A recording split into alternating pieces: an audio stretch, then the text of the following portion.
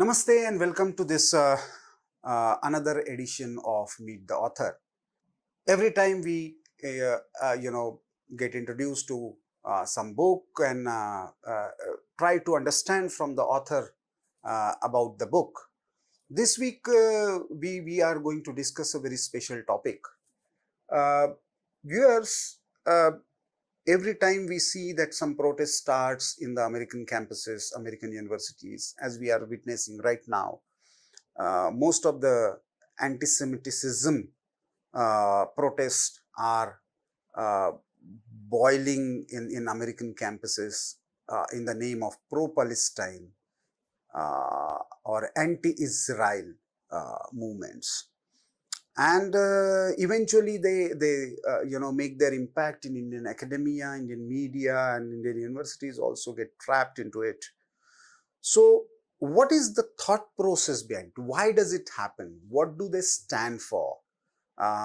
Sometimes wokeism, sometimes anti-Semitism, sometimes dismantling global Hindutva. So there are various kinds of protests that emerge. What has been the genesis of it? Why do they behave so? And most of the times, why their events, arguments, protests are anti-Bharat in nature, anti-India in nature. And to deliberate about this, a new book has come by Rahul Tiwari, who is a doctoral candidate in the Jawaharlal Nehru University at the Center for Special Center for National Security Studies. And while doing his, being a social media activist and following various trends, he realized that it is the American universities that have become a playground for anti-India activities. And while working on that, he came to the conclusion that their Puritan roots has been, and this is the book that has come out of it, that is called The Puritan Movement, US Universities and their Anti-Bharat Approach. So Rahul, welcome to Organiser, and thanks for sparing your time to talk to Organiser. So let us start the idea behind this book. What was that led to write on the Puritan movement and linking it to the US universities and their anti-Bharat approach? What was the thought So process? it was basically 2021 when I used to watch various media houses, particularly of my interest. Particularly, I used to watch CNN, BBC, Reuters, and so. So while regularly watching all these media houses, I found out that a very strong anti-India sentiment is being generated in the So that Western. is basically the COVID period. Yeah, the COVID period. And there was a photographer who was basically, since I'm also from Jamia Millia Mm. Islamia, so there was a photographer who got died in Afghanistan. Right. He clicked a photograph of pyre of Hindus who have died at some point of time during COVID. So that photograph got viral, and it was basically shown by various Western media houses. So this made me to think more why such kinds of photos. Why? Because it was the COVID period wherein no political as well as no social or religious force was capable enough to counter the kind of epidemic that happened at that during that period. So in order to counter that, that anti-India agenda or anti-Hindu agenda that was basically piling up in the Western world or in the today's academy, I would say. So in order to counter or to study more, I started going into the depth of it. Why anti-India? Why anti-Hindu mindset is being generated? Is being developed in the U.S. universities or the Western nations, so that quest of knowledge made me to reach to this particular point. The media, which acts as an institution, is also not independent. Mhm. Is being driven by a particular ideology. It is being driven by various interests. It is also being driven by its political force. And this is how the political force, or the kind of force that we used to say, which is basically the Puritan movement, that I have found after going into depth of it. And yet again, so the reports, the kind of intellectual findings that the US universities and the think tanks find, it is basically agenda driven, that is required to be busted, that is required to be exposed before the Indian masses. So that is why when I started looking into it, I found this particular force, which is basically the base of it. So yeah.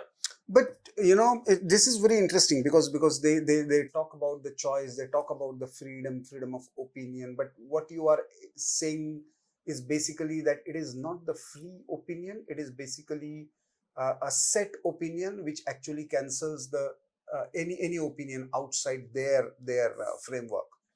And you call it actually a journey of orthodoxy. Yeah, it is true, because the repackaging or the packaging of the US universities is as such that the US universities or the academia based in the West belongs to the greatest part of the society. Mm. But this is not true. It should be considered at part of the madrasa, Mm. because madrasa gives a kind of teaching Mhm. to their disciples or peoples in a way that creates hate, or that somehow become part of the hate. In this similar way, the packaging of the universities is as such that if you are the universities have developed in such a way, I mean, they have good buildings, they have good infrastructure, they have good level of financial backup, Mhm. particularly from the industrialists. Mm. So that is how they have they have created a good package. They have repackaged in a way that appears to be very lucrative, and that lucrativeness has to be understood, that lucrativeness has to be questioned. So No, the but yeah. see, these universities, you are equating them with madrasa. Yeah. Madrasa is essentially, based on the teachings of either hadith or Quran, and there is a particular way of teaching learning process. Here, they at least claim that there is a freedom. They have a freedom to choose their research topics. They have freedom to investigate various issues, and there is academic rigor, what they quote unquote they talk about. But you are calling them uh, evangelical universities, you are calling them clear cut linkages. So is there any strong evidence available to make such blanket allegations? Yeah, first of all, the kind of you just said, sir, that there is a good academic freedom that exists in the US universities. This is not the case as such, because the kind of researches, the kind of discussions which are being done in the US universities are way controlled and negative to indigenous civilizations. For example, let me just take you to the number of discussions, the kind of discussions that happens in the US universities. There's a very strong organization called Equality Labs. The Equality Labs has collaboration with various US universities, and the kind of discussions it conducts with the US universities. For example, there's a California Institute of Integral Studies which conducted a session on healing the trauma of caste, right? Mm. On contrary to it, you would rarely find any topic which questions the fault lines of No, United but States. caste is a reality of Indian society, and many of the Indian academicians also discuss it. So there is nothing wrong Yeah, in discussing caste. yeah, Perhaps what is wrong is, the American universities playing around and understanding Indian society only from the caste prism. definitely. That is the problem, Yeah, perhaps. But you are linking them to evangelism. yeah, You are linking them to churches. What is the rationale behind it? yeah. So, for example, the first US university that got established in the United States is the Harvard. Hmm. So why Harvard was established? Hmm. It was Harvard was established as an institute to cater and to train the clergy and church officials. Mhm. It was basically all the US universities, not a single US university is there which is without church or chapel. Mhm. Initially, the university was established for church, and later it got converted to, due to some secularization movement that happened post 19th century or during 19th century. So during that period, they have converted some of the churches to chapels. But None of the US university is, beyond church. So the connection of US university and church is always been intermingled. So it should not be looked, differently. Apart from that, let me take you to the chapter 3, which is basically the nexus of US universities and churches. How many universities you would find in Delhi, in Delhi, those are directly affiliated to mandir, any temple, or it is being driven by temple. You would find rarely any such university. But on contrary to it, you would find hundreds of universities in the United States which are directly affiliated to church. And it is not only affiliated to church, it is being catered, it is being supported by the state authorities as well. Their affiliation is with NASA, their affiliation is every government or semi-government institute. So this is how No, I that is deduce. fine. But means in India also many universities, like you are studying in JNU or you are studying in Jamia, so they are directly or indirectly funded by the government and they are affiliated to. So there is nothing wrong in it. But the allegation, again, I'm bringing you back to the church issue. Yeah. Is there any strong evidence where you can make this blanket allegation that either American universities are essentially evangelical in nature or American universities have a direct connection with the churches? Definitely, it is basically the movement. Mhm. The Puritan movement is the basis of the inception of the universities of the United States. Mhm. So that is how, the creation is based on the very evangelical approach in order to convert the larger population, in order to create a hegemony over the United States. With due course of time, the evolution took place in such a way that what we are currently facing today. So what you are essentially talking about, that you have explained about the Council for Christian Colleges and Universities. Yes, Where 1982 onwards or 1976 onwards, there are various churches who are currently giving affiliation to various universities. But I have a serious problem with the kind of allegation that you are making, or the argument you are trying to make, that such universities of Ivy League nature are not directly part of it. So they may be Baptist universities, there may be various Christian universities, what they call themselves as Christian universities. But when you are saying that US universities have a direct affiliation, what was the logic behind it? Because most of them they have got affiliation in 1970s, 1980s. So what was the nature when they were actually established? So basically, the nature dates back to difference that happened between Catholics and Protestants. So this Protestantism, when the followers or the pupils, when there was the great migration that happened in the United States. After there was a lot of persecution, anti-Protestant kind of violence happened in the Europe. So when they reached to the United States, they start even after reaching the United States at the Massachusetts Bay, they had to face various challenges from the local as well as Catholics, situated over there. So they realized the temperament that in order to survive themselves or in order to cater their ideas, they have to create an institute. Moreover, why did they come to west side of the world? Why did not they go to the east side of the world? Because east part of the world, basically it was the during that 16th or 17th century, it was Mughal era and Muslims were very strong in the east part of the world. So in order to, they wanted a place wherein they could go and preach their own, ideals, and by which they could create an institute. So it was basically they wanted a void place. They wanted a place where it becomes easy for them to take up their ideas. So that is why they went on to America, which was basically a place which was opened by Columbus at some point of time.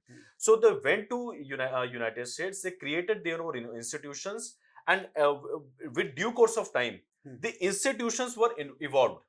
The institutions were I mean, the institution that we see today, we see it as a, I mean, hub of the academic freedom, intellectual, base, and which is beyond religion. But this is not the case. That I mean, the very inception of it based on the Protestantism. So this is how universities, evolved. And one more thing, who were the founders of the Harvard? It was basically John Winthrop, who basically led the Protestant movement in United States. So this very person who was behind the creation of the U.S. universities, basically he was leading a movement. So I mean, there is no other there could no other argument. I mean, that could negate So the. basically, viewers, the 1744 creation of uh, chapel in the Harvard University called the Holden Chapel, or in Stanford or in Yale, somehow uh, this historical background has created the basis for the academic culture, the academic perspectives or academic worldview of these universities. But still they successfully claim that they are very pro freedom, they nurture independent thinking. But more importantly, why do you think, okay, fine, they are connected with church, but we know that many of the independent research, especially in the field of information technology, or I'm not just focusing on social sciences right now, but in even genetics, there are many great scientists who have come up from these institutions. Most of the innovations have come from these institutions. Yeah, So you cannot negate the kind of pull factor they have created for the students all over the world. So definitely. why do you think that this sole reason that there was a evangelical or church forces behind them when they were created, and that's why they are anti-India? Why do you want to, why is your book making this kind of argument? So first of all, I mean, the kind of misconception that our academia has, that they have created the protest. I mean, the Europe or the West has created lots of theories. It is basically a flawed argument, I would say. I'm sorry to, I mean, come up with this point. Basically, it was the knowledge, transfer that happened during these, 8 centuries, particularly after the onslaught of this. I mean, after the destruction of Nalanda, the knowledge system traveled from India to Arab, and then it went to this western part of the world. The second thing is why patent kind of thing came into being.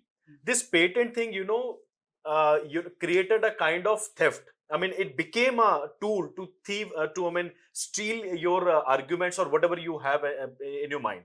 So this kind of argument that exists in still exists in our academia, that they have created so many things. It is basically not true as such. No, I'm not talking Yeah, about the yeah, creation. I'm saying when it comes to the innovation, yeah, and it comes to the technology part, they have made, and that's why they have created a pull factor. yeah, At one point, Nalanda or Takshashila might be having that kind of pull factor. Today, American universities have. yeah. You made an argument, or you are making an argument, that it is basically the church or the Protestant movement or Puritan movement that has guided the creation of these universities. My question is, okay, fine. Arya Samaj also paved the way for DAVs. Yeah, definitely. Okay. There are hundreds of those. But why do you think that that is the sole reason to make them anti-India? Okay. So there are certain parameters of that was basically written in the 95 thesis of Martin Luther. Mhm. They oppose traditionalism. Mhm. Who believes in traditional ideas? We Hindus believe in traditional ideas. The indigenous, tribes or population Communities. believes in traditional ideas. They oppose polytheistic ideas or polytheistic view of beliefs. Mhm. So the Americans, the Native Americans, they were believing in I mean, their belief system is as such that which was way similar to what we have, belief system. No, most of the ancient civilizations, they were polytheist in nature. They were nature worshippers. and they always viewed, they never had the monotheistic ideas of life or monotheistic belief systems. Yes, It is basically after the creation of church and the emergence of Christianity, only the monotheism became the cult, definitely. that this is the only way and no other way. Yeah. So, but you are saying that these universities were basically created with the belief system that is Yeah. more monotheistic in nature. It was monotheistic in nature. It was anti-traditional. Hmm. It was purely anti-traditional values. Secondly, they when they reached to the United States, Mhm. you would find I would like to quote a data. Hmm. They reached in the United States during mid of 17th century, that is some 1600 mid of it, Hmm. and just go and just look at the data Hmm. of red Americans or the native Americans. Hmm. So the mass conversions happened when they reached to the United States, and within a span of 200 years they converted most of the Native Americans, and Red now Indians, it is close to only 5 few million. few hundreds, Okay, few hundred families. okay.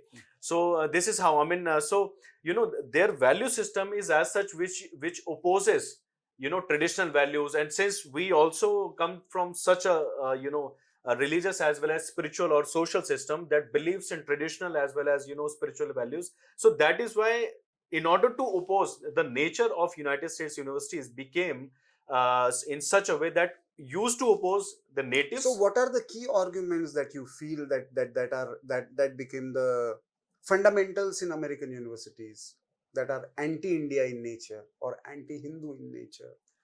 uh, the key elements that you Key just key key key arguments or key yeah.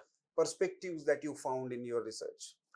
So basically, after the it was basically, the US, the inception of US universities is basically against the basis of the societal values, traditional values, and so. But why it becomes highly anti-India and how it became anti-India? So basically, there was a point wherein during at some point of 1952 they created a Davis Center. Basically, it was created at the Harvard. So it was created in order to fight the perception warfare against Russia, right? So they fought it for about 10 for 15 years. So you won't find any such, I mean, great level of or coordinated effort in order to fight any kind of anti-India or perception warfare in the US universities beyond 1960s. So during 1960s, or I would say after 1965, they created various South Asian centers, Oriental studies, and so. So basically, these are the centers that have become the hub of anti-India or anti-Eastern civilizations. One more thing that I would like to put over here is that there's a academic study that happens in the US universities, which is basically East and West civilizations. So they have created a Comparative civilization. comparative civilization study. So they have created a divide. So they do not find themselves close to Eastern civilizations. So No, more that is fine. But the point I'm asking is, what are the key arguments or key perspectives they make or fundamentals they make, which you found to be anti-India? yes, yes. So basically, it is basically the kind of terminologies they use, the kind of research they conduct with regard to India. For example, one of my hostel mate in JNU, he got a fellowship in UK regarding a case study on menstrual women in Bihar, right?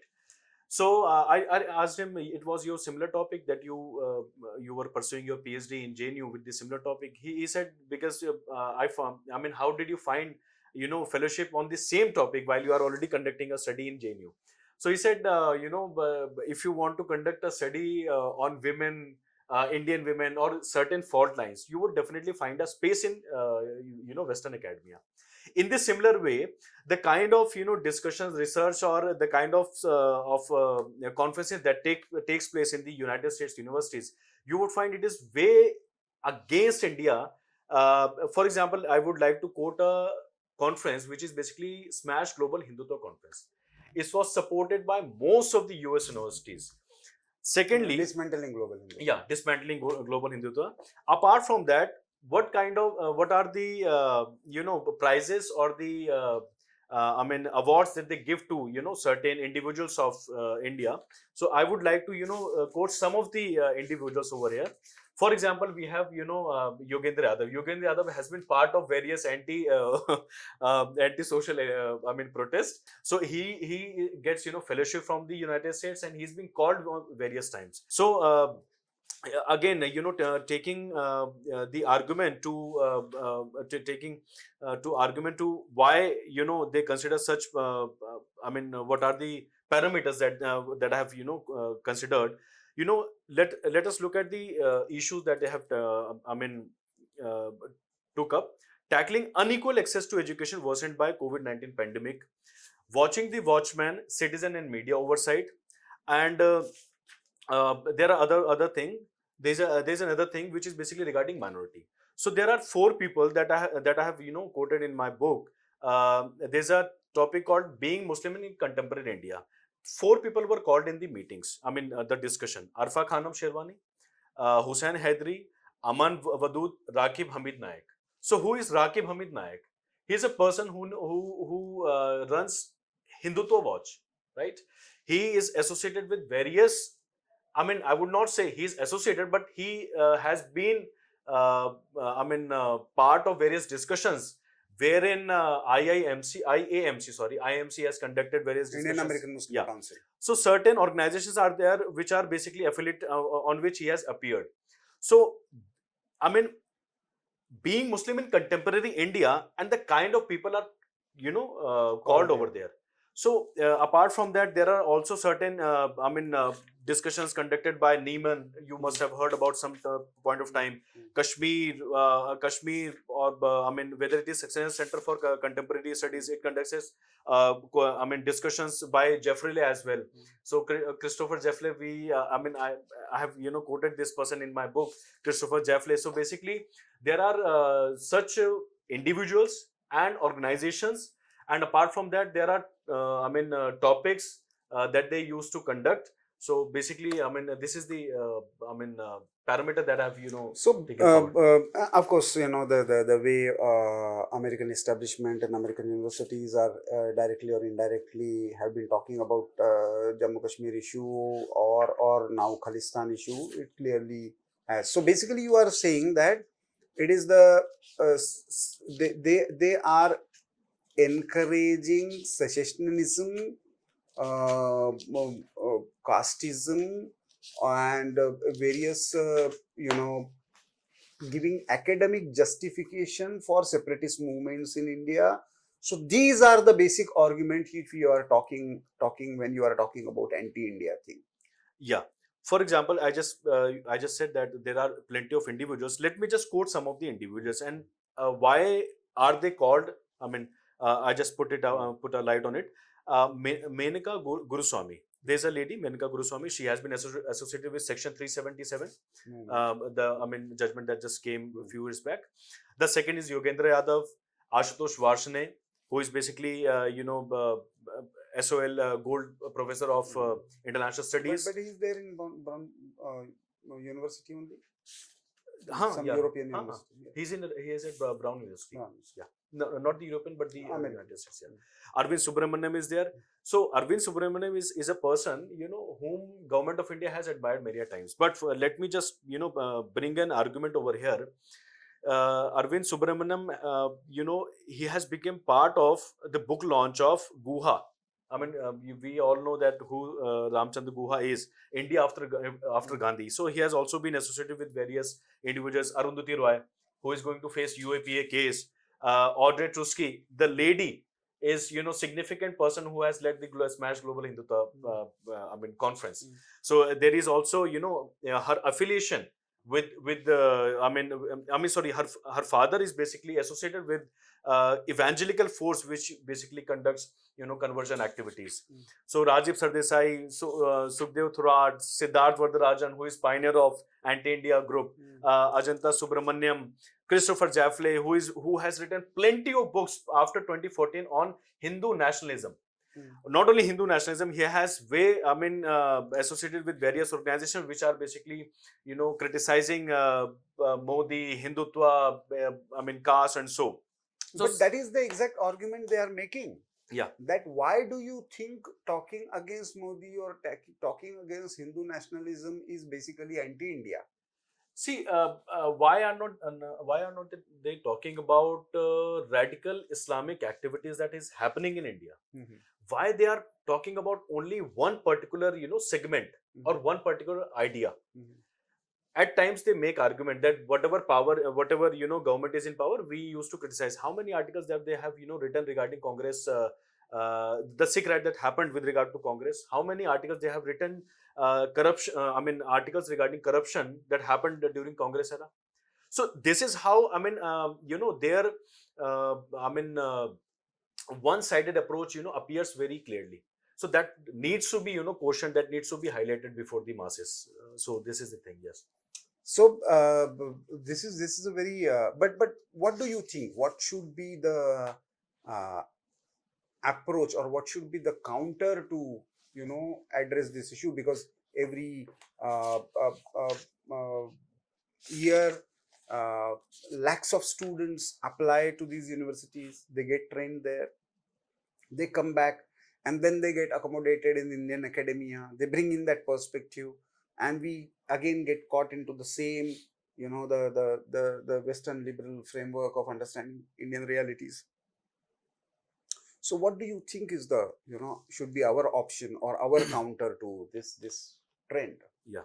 So let me first, come to an argument that how our universities based in India are still catering such individuals. There's an organization called Equality Labs. Hmm. Tenmodi Sundarajan is basically the founder of this organization. So she comes to through virtual means, she comes to our universities, whether it is Ashoka, whether it is OP Jindal, or various other universities are there. She becomes part of the discussion. She teaches. Not she teaches. Basically, she become part of the discussion. She comes as a panelist, I would say, or as a speaker. So, first of all, we need not to allow such individuals to our own universities. This is one thing. Secondly, we need to come out with our own curriculum, because what kind of curriculum is being taught in our own universities is basically copy paste what United States or the West is already doing. So there is no difference what is being taught in our universities and what is being taught in their universities. Secondly, this is the second thing. The third point is that first of all we should make our 10 plus 2 the curriculum till 10 plus 2, uh, I mean uh, that should cater certain ideas, that should cater certain arguments which also exposes them. Part of we all study history in our 10th, at least till 10th we all study history. Later on we go to science or other kind of streams. How many of us, including myself, I have never been through with such a radical movement. I have never uh, uh, learned why we have studied colonialism. We have studied British onslaught attack on India and other forces. But what was the idea behind of such imperialistic approach? That idea has to be taught to our children. So only after that, when they are taught the way it should be done, they will be able to understand and counter such kind of anti-India or such kinds of narratives. They will be able to understand it. Only then they can take a decision on what to choose or what to not. So this is the thing. This could be the solution for our academia or And of course, the way you have done, we need to study the ideological force and what was going on in Europe and in America. That if basically we need to counter the colonialism or understand the colonialism and counter the neo-colonialism, then academia is the space where we need to fight it out. There may be arguments which needs further investigation, whether how Puritanism has to do with the American universities, or whether American universities really cater to difference of opinion and diversities as they claim to be. and thirdly, whether they are inherently anti-traditionalist or anti-ancient civilization in their approach, and that's why they cannot give justice to the different perspectives coming from ancient civilization. These are many more questions, that actually raised by Rahul through this book, but this certainly opens up a window to a new topic where American universities are not just the places of academic excellence, they are not just the places of technological innovations, or they do not symbolize, quote unquote, what they call as the American exceptionalism, but essentially they are rooted in Protestantism, Protestantism, and Protestant ethics, which are inherently capitalist in nature. They want to create a global market, and those are the ideas they promote as liberal, acceptable, which fit into their framework of what they call as the secularization of education. And there, maybe consciously, maybe unconsciously, it needs further study and investigation. But Rahul has at least done an attempt to read to beyond the headlines, to read beyond the curriculum, and to understand the ideological force that exists behind the forces of colonialism and neocolonialism. So, with this, thank you, Rahul, for coming and discussing your book, and I hope this will persist, and some more researchers will come out and study the ideological force behind entire global perspective, rather, or academia of the West, the way they are seeing the entire globe, which should be seen in more diverse fashion rather than a uniform fashion. Thank you, viewers, and I hope you like this another interaction with in our episode Meet the Author, and then I request you to share this discussion, uh, you know like our channel, subscribe to it, and join Organizers movement to be voice of the nation. Thank you very much. Namaste.